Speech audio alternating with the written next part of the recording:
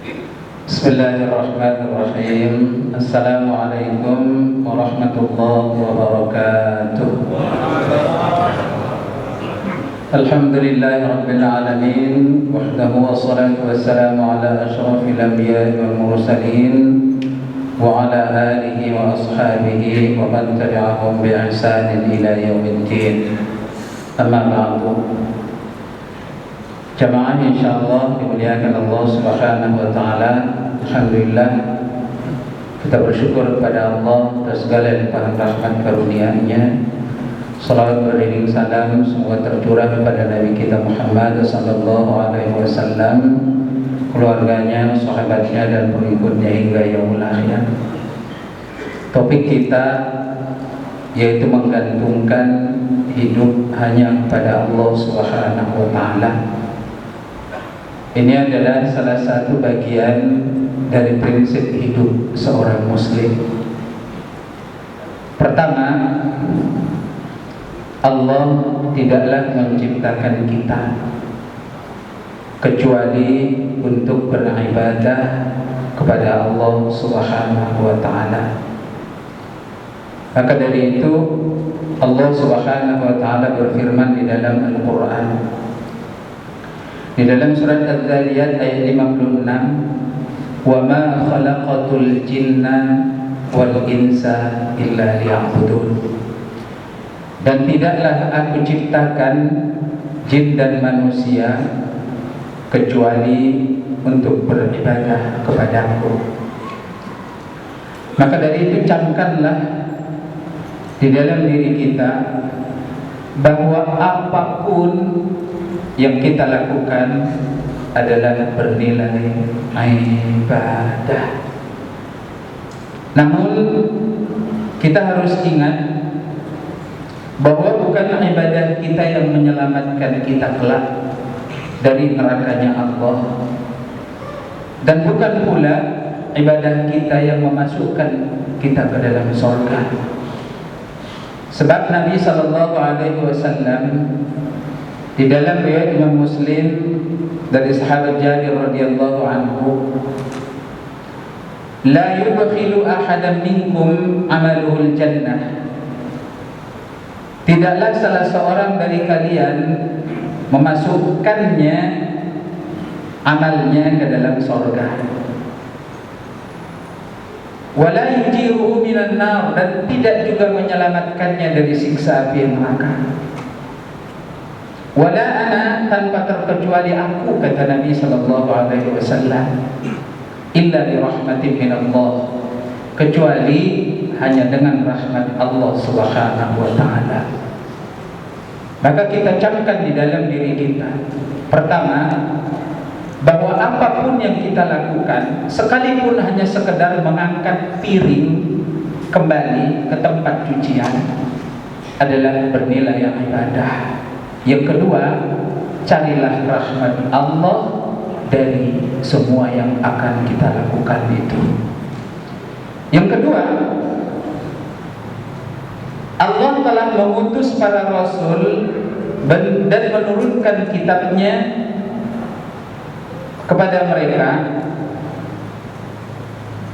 untuk menjelaskan ibadah yang disebutkan oleh Allah Subhanahu wa taala itu.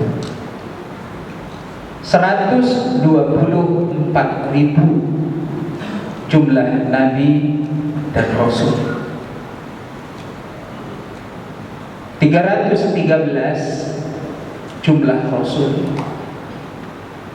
25 nama nabi dan rasul yang diabadikan di dalam Al-Quran. Maka nabi kita diantaranya adalah Nabi sallallahu alaihi wasallam. Telah diturunkan Al-Quran kepada beliau, dan Al-Quran saat ini telah berada di depan mata kita.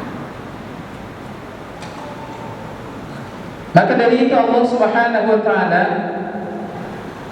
telah berfirman di dalam Al-Quran, "Wa laqad ba'atsna fi kulli ummatin rasulan."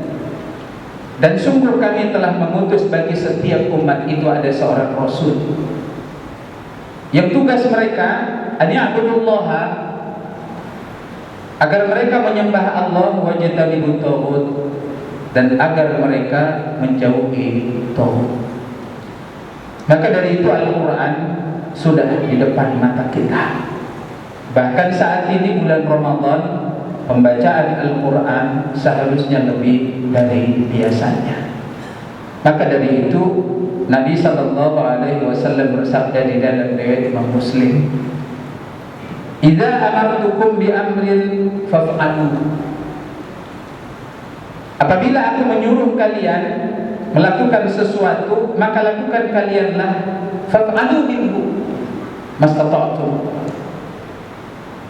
Lakukan kalianlah semampu yang kalian bisa. Wa ma nahaitukum anhu fajtanibuh. Maka apa saja yang aku telah melarangnya dari kalian, maka jauhilah. Maka dari itu tugas kita melaksanakan apa yang diperintahkan oleh Allah dan Rasul-Nya, dan menjauhi seluruh apa yang dilarang oleh Allah dan Rasul-Nya. Kemudian yang ketiga, kewajiban setiap kita dalam menuntut ilmunya. Nabi SAW telah bersabda di dalam riwayat Imam Ibnu Majah dari sahabat Anas bin Malik radhiyallahu anhu, "Talabul ilmi fardhatun 'ala kulli muslimin." Menuntut ilmu itu adalah wajib bagi setiap muslim. Maka dari itu apa yang diwajibkan oleh Allah bagi laki-laki, maka wajib juga bagi kaum wanita. Maka dari itu setiap kita mempelajari ilmu. Namun ilmu apa yang harus kita pelajari? Sebab ilmu itu ada yang wajib, ada yang fardhu ain, ada yang fardhu kifayah, bahkan ada yang sunat. Maka dari itu yang fardhu ain, agar setiap kita dapat mengenal Allah Subhanahu wa taala, pertama adalah ilmu ma'rifatullah, agar kita mengenal Allah Subhanahu wa taala. Mengenal Allah dengan mengenal nama dan sifatnya. Dan kajian ini tentu sangat panjang. Yang kedua, mengenal Nabi-Nya sallallahu alaihi wasallam. Yang ketiga, mengenal ajaran agama Islam bersama dalil-dalilnya. Maka dari itu, siapapun kita saat ini, banyak yang melalaikan ilmu yang tiga ini, sehingga mereka sibuk dengan ilmu yang mereka pelajari dari ilmu keduniaan. Allah Subhanahu wa taala berfirman di dalam surat Ar-Rum pada ayat yang ke-7, "Ya'lamuna zahiran minal hayatid dunya." Mereka mengetahui secara lahiriah menyangkut ilmu kehidupan dunia. Ahli ekonomi, ahli hukum, ahli transportasi, dan lain-lain sebagainya. Alhamdulillah kalau mereka dapat ahli. Tetapi Allah menyatakan, "Wa hum 'anil akhirati hum ghafilun."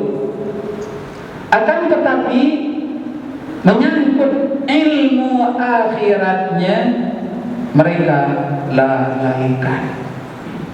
Maka dari itu hindarilah melalaikan ilmu, mengenal Allah, mengenal Nabi-Nya, dan mengetahui ajaran agama Islam bersama dengan dalil-dalilnya. Maka dari itu seharusnya setiap ayah tidak lagi membangunkan anaknya untuk melaksanakan sholat, dan tidak harus disuruh, sebab mereka telah mengenal Allah, mengenal Nabi-Nya, dan mengenal ajaran agama Islam. Kemudian yang keempat, ketika Allah pertama menciptakan kita. Yang kedua, telah mengutus para nabi dan rasul. Yang ketiga, telah diwajibkan oleh Allah kepada kita untuk mencari ilmu itu. Maka kemudian yang keempat, Allah juga menyuruh kita untuk mencari ma'isyah. Ma'isyah ini adalah untuk penghidupan. Allah Subhanahu wa taala berfirman di dalam Al-Qur'an, di dalam surah Al-Jumu'ah pada ayat yang ke-10, fa idza qudiyatis shalatu, apabila salat itu sudah diselesaikan. Salat yang dimaksud adalah salat Jumat. Fantashiru fil ardi, maka bertebaranlah kalian di muka bumi. Wabtaghu min fadlillah, cari kalianlah karunia Allah. Maka dengan ayat ini wajibnya setiap kita untuk mencari ma'isyah sebagai penghidupan selama kita hidup di atas dunia.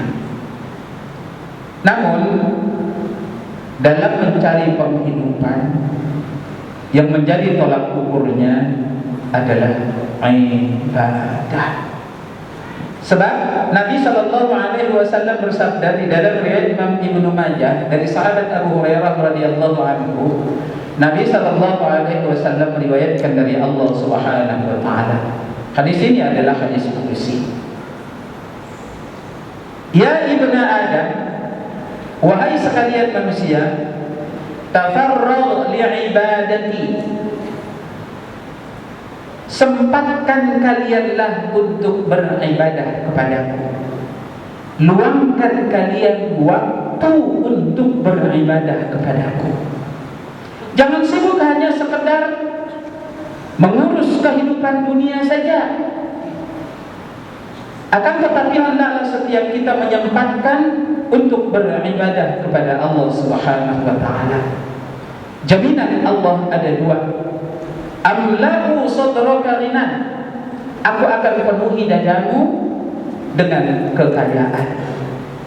Kekayaan seharusnya bukan memiliki harta apa saja. Bukan. Laisa al-ghina an kasratil arad. Bukanlah orang kaya yang memiliki apa saja. Tetapi Nabi SAW menyatakan, raka'atul fajri khairun minad dunya wa ma fiha. 2 rakaat yang dilakukan oleh seseorang sebelum waktu subuh lebih baik dari dunia dan isinya. Maka dari itu orang terkaya di dunia adalah orang yang melakukan sholat subuh lalu kemudian dia melakukan 2 rakaat sebelum subuh. Yang kedua, wa asudda faqraka, aku akan menutupi seluruh kefakiranmu. Maka kefakirannya seluruhnya ditutupi oleh Allah Subhanahu wa taala. Maka yakinlah kita, sekalipun saat ini pengurus membutuhkan uang lebih dari 100 juta, maka dari itu insya Allah tidak akan lama lagi sebelum Lebaran mudah-mudahan sudah dapat terpenuhi. Amin ya rabbal alamin. Kemudian terakhir, kita gantungkan hidup kita hanya kepada Allah Subhanahu wa taala. Nabi SAW bersabda di dalam riwayat Imam At-Tirmidzi dari sahabat Umar bin Khattab radhiyallahu anhu, qala Rasulullah sallallahu alaihi wasallam, "Law annakum kuntum tawakkaluna 'ala Allah haqqa tawakkulih." Seandainya bahwa kalian bertawakal kepada Allah dengan sebenar-benar tawakal. Tawakal ini adalah menggantungkan hidup hanya kepada Allah Subhanahu wa taala. Dan Nabi sallallahu alaihi wasallam menyatakan, kalau kalian menggantungkan hidup kalian kepada Allah dengan sebenar-benar tawakal, la ruziqtum, pasti kalian akan diberi rizki. Kama yarzuqu tayr, sebagaimana burung mencari rizki. Taghdu khimasan, pergi pagi dengan temboloknya yang kosong. Wa taruhu bitanan, kembali dengan temboloknya telah berisi. Burung tidak pernah berpikir mau makan apa mereka besok, apalagi bulan depan, apalagi untuk 10 tahun yang akan datang. Kita yang seharusnya dapat berpikir jangankan 10 tahun yang akan datang, bahkan sampai 50 tahun yang akan datang, kita sudah planning-kan kehidupan itu. Maka seharusnya tawakalnya kita lebih baik dari tawakal burung. Seharusnya. Tetapi burung tidak pernah stres, Pak. Manusia banyak yang stres. Maka dari itu, gantungkan segala sesuatu di dalam hidup kita hanya kepada Allah.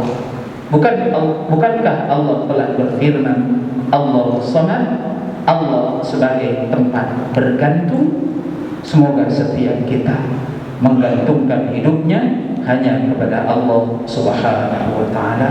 Amin ya rabbal alamin. Terima kasih atas segala perhatian, mohon maaf atas segala kekhilafan dan kekurangan kami. Terakhir, subhanakallahumma wa bihamdik, asyhadu an la ilaha illa anta, astaghfiruka wa atubu ilaik. Wassallallahu ala nabiyyina Muhammadin sallallahu alaihi wasallam. Adana wa iyyakum wa minkum. Wassalamu alaikum warahmatullahi wabarakatuh.